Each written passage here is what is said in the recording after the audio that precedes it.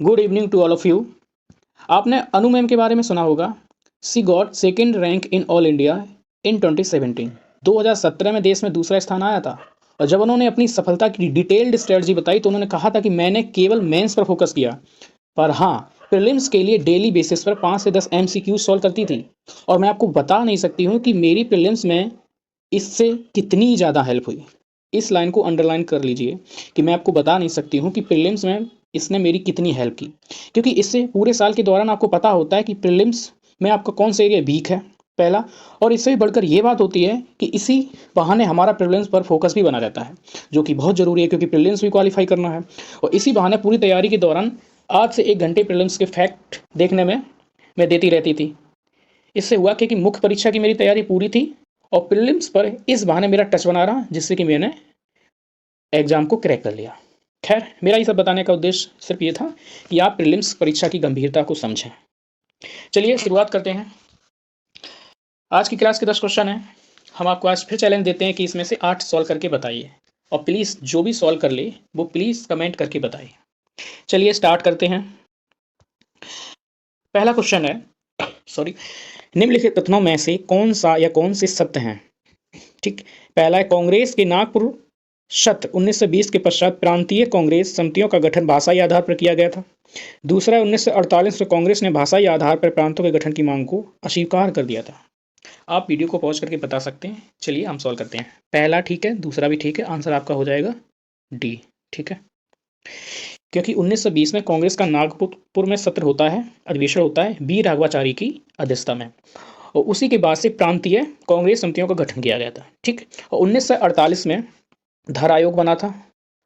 ठीक है, और उसने मना कर दिया था कि भाषाई आधार पर आयोग गठन नहीं होगा। उसके बाद में JBP समिति बनी थी। उसके बाद में JBP, जवाहरलाल नेहरू, वल्लभ भाई पटेल, पट्टाभी सीतारमैया, इस कमेटी ने भी साफ इनकार कर दिया था कि भाषा के आधार पर राज्यों का गठन नहीं हो सकता है। उसके बाद मूवमेंट स्टार्ट हो गया था। नेक्स्ट क्वेश्चन आज की क्लास का इस प्रकार से, इसके ऑप्शन ये हैं, देख लीजिएगा। ठीक है, चलिए सॉल्व करते हैं। प्रवाल वित्तियाँ कौन सी हैं निम्नलिखित में से, ये पूछा गया आपसे।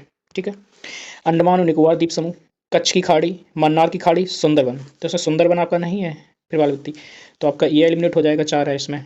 डी एलिमिनेट हो जाएगा, 4 है यहाँ पे। ठीक है, अब कौन से बचे? ये दोनों बचे हैं, तो इनमें आपका पहला भी सही है, दूसरा भी और तीसरा भी। ठीक है, आपके अंडमान निकोबार द्वीप समूह, कच्छ की खाड़ी और मन्नार की खाड़ी में प्रवाल द्वीप है, साथ ही साथ लक्षद्वीप में और है। ठीक है, चलिए नेक्स्ट क्वेश्चन देखते हैं। 1950 और 1950-90 की अवधि में भारत में खाद्यान्नों का उत्पादन बढ़कर 3 गुने से अधिक हो गया, फिर भी सही अर्थ में आत्मनिर्भरता, जिसका तात्पर्य है भूख से मुक्ति, नहीं प्राप्त की जा सकी। इसके निम्नलिखित में से कौन से कारण उत्तरदायी हैं, देखना है आपको। ये ऑप्शन है इसके। ठीक है, देख लीजिएगा, सॉल्व करके बताइएगा। चलिए करते हैं। पहला है, हरित क्रांति देश के छोटे छोटे खंडों तक सीमित रही। सही बात है, क्योंकि हरित क्रांति का प्रभाव मेनली पंजाब, हरियाणा और पश्चिमी उत्तर प्रदेश के क्षेत्रों में ही सफलता मिली। दूसरा, गरीबों की कमाई की तुलना में खाद्य के भाव बहुत ज़्यादा रहे थे। जो भी फूड है बहुत ज़्यादा महंगा रहा। इनकम इतनी थी नहीं लोगों के पास, गरीबी थी। आज भी स्थिति यही है। मोटे अनाजों की तुलना में गेहूं और धान पर अधिक बल दिया गया। बिल्कुल सही बात है, मुख्यतः ग्रीन रेवोल्यूशन में इन्हीं पर बल दिया गया। हरित क्रांति के अधिकांश लाभ नकदी फसलों को ही मिले, खाद्य फसलों को नहीं। ये गलत है, चौथा गलत है। चौथा गलत है अगर आपका, तो ये एलिमिनेट हो जाएगा, ये एलिमिनेट हो जाएगा, ये एलिमिनेट हो जाएगा, आपका ऑप्शन ए आ जाएगा। चलिए नेक्स्ट क्वेश्चन देखते हैं। भारत के संदर्भ में निम्नलिखित कथनों पर विचार कीजिए। ठीक है, ऑप्शन ये है इसके। ठीक है, देखते हैं। भारत में केवल एक ही नागरिकता और एक ही अधिवास है। सही है, सिंगल सिटीजन है इंडिया में, अमेरिका की जैसी दोहरी नागरिकता नहीं है, पहला। और सिंगल ही डोमिसाइल है, आप एक ही जगह की, आपके पास जो मूल निवास होता है आपका, वो एक ही जगह का तो होता है, दो जगह का नहीं हो सकता। और सिंगल सिटीजन, पहला सही।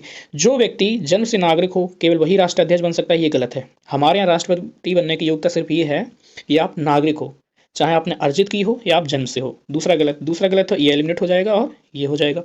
तीसरा, जिस विदेशी को एक बार नागरिकता दे दी गई, किसी भी परिस्थिति में उसे इससे वंचित नहीं किया जा सकता। मतलब उसकी नागरिकता किसी भी परिस्थिति में उसे छीनी नहीं जा सकती, ऐसा गलत है। अगर वो देश के विरुद्ध काम कर रहा है, देश के संविधान, देश के कानून के प्रति सम्मान नहीं है अगर उसमें, तो उसकी नागरिकता रद्द कर दी जाएगी। तो ऑप्शन ए हो जाएगा। ठीक है, चलिए नेक्स्ट क्वेश्चन देखते हैं। प्राचीन भारत में बौद्ध मठों में पवारन नामक समारोह आयोजित किया जाता था। पवारन नामक समारोह क्यों होता था, देखिएगा ये ऑप्शन है इसके, ठीक है। संघ, परिनायक और धर्म तथा विनय विषयों पर एक एक वक्ता को चुनने का अवसर होता था। वर्षा ऋतु के दौरान मठों में प्रवास के समय भिक्षुओं द्वारा किए गए अपराधों की स्वीकृति का अवसर होता था। किसी नए बौद्ध भिक्षु के संघ में प्रवेश का समारोह होता था और उसका सिर मुड़वा दिया जाता था, पीले वस्त्र दिए जाते थे, ठीक है। और अगला है इसका, आषाढ़ की पूर्णिमा के अगले दिन बौद्ध भिक्षुओं के एकत्र होने का अवसर होता था और आगामी 4 महीनों के लिए निश्चित आवास चुने जाते थे। ऑप्शन आपका बी हो जाएगा। इसमें क्या होता था, पवारना समारोह मतलब जब वर्षा ऋतु शुरू हुआ करती थी तो बौद्ध लोग एक जगह रुकती थी अगले 4 महीनों तक, और 4 महीनों तक प्रचार कार्य रोक दिया जाता था, स्थगित कर दिया जाता था। उसके बाद में ऋतु समाप्त होती थी वर्षा, तो वो निकलते थे बिहारों से, तो उस समय पवारना समारोह किया जाता था, जिसमें क्या किया उन्होंने फीडबैक लेते थे और क्या करेंगे आगामी, क्या प्लान होगा उनका, साथ ही साथ कुछ गलतियां की उनको भी स्वीकार करते थे। नेक्स्ट क्वेश्चन देखते हैं, अष्टांग मार्ग की संकल्पना का अंग है, बताइए। इसका आंसर है डी, धर्म चक्र परिवर्तन सूत्र की विषय वस्तु का। नेक्स्ट क्वेश्चन है, सूचियां दी गई, इनको मिलाना है आपको, ठीक है। तो आपको पता है कि प्रकाश संश्लेषण जो है हरित लवक से होता है, क्लोरोफिल, तो एक का दो में है, तो एक का दो में तो ये तो नहीं हो सकता है, ठीक है, ये वाला। अगला है खनिज उद्ग्रहण, इसका हो जाएगा जीव द्रव कला, ठीक है। श्वसन, श्वसन का होता है सूत्रकण का, और प्रोटीन का होता है राइबोसोम, प्रोटीन संश्लेषण। तो इस प्रकार से आपका जो ऑप्शन है वो हो जाएगा आपका ऑप्शन सी, ठीक है। चलिए नेक्स्ट क्वेश्चन देखते हैं, निम्नलिखित पर विचार करिए।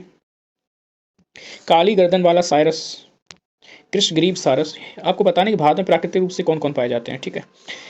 चीता, उड़न गिलहरी, हिम तेंदुआ। चीता नहीं है, क्योंकि 1952 में भारत से चीता को आधिकारिक तौर पे विलुप्त घोषित कर दिया गया था, तो ये नहीं है। अगर ये नहीं है तो दूसरा ये एलिमिनेट हो जाएगा, ये एलिमिनेट हो जाएगा, ये एलिमिनेट हो जाएगा, आपका आंसर हो जाएगा बी। चलिए नेक्स्ट क्वेश्चन देखते हैं, बताइए सॉल्व करके। चलिए पढ़ते हैं, मणिपुर में कुछ लोग लटकी हुई गाद से बने अवतरण वीट्स, सड़ती वनस्पति के तैरते हुए द्वीपों, फ्लोटिंग आइलैंड्स पर बने हुए मकानों में रहते हैं। इन द्वीपों को कहते हैं, इन्हें फोमिट कहते हैं, ठीक है। मणिपुर में, ठीक है, वहाँ पर फ्लोटिंग आइलैंड पाए जाते हैं। एक नेशनल पार्क है मणिपुर में, कीबुल लामजाओ, कीबुल लामजाओ नेशनल पार्क है, ये एक फ्लोटिंग नेशनल पार्क है, ठीक है। यहाँ पे डांसिंग हिरन पाया जाता है। नेक्स्ट क्वेश्चन है ये इस प्रकार से, ऑप्शन ये है, देखिएगा। सरकरा उद्योग के उपोत्पाद यानी बाई प्रोडक्ट की उपयोगिता के युग से संदर्भ में निम्नलिखित में से कौन सा कथन सही है, यानी कि जो सरकरा चीनी इंडस्ट्री है उसका जो बाई प्रोडक्ट निकलता है उसका क्या क्या कर सकते हैं, यानी कि खोई। पहला, खोई को ऊर्जा उत्पादन के लिए जैव मात्रा ईंधन के रूप में प्रयुक्त किया जा सकता है, बिल्कुल सही है।